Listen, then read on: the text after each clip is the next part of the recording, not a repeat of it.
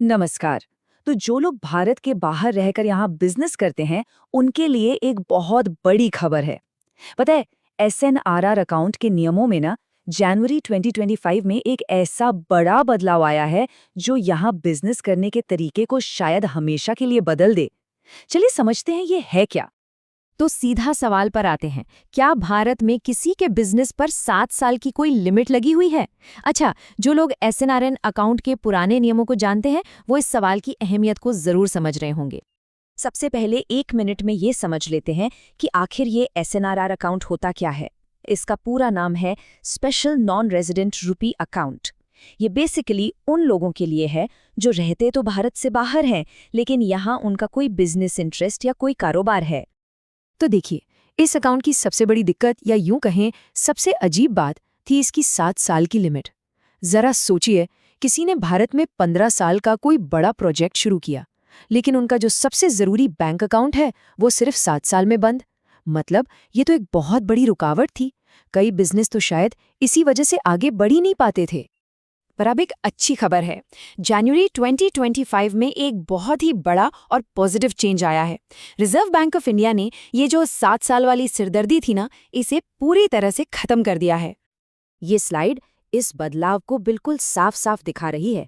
देखिए, पहले क्या था, 7 साल की एक दीवार थी, और अब वो दीवार है ही नहीं।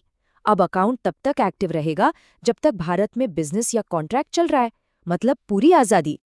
और ये कोई सुनी सुनाई बात नहीं है, ये है आरबीआई के ऑफिशियल नोटिफिकेशन का टेक्स्ट। इसमें एकदम क्लियर लिखा है कि अकाउंट की अवधि अकाउंट होल्डर के कॉन्ट्रैक्ट या बिजनेस की अवधि के साथ साथ चलेगी।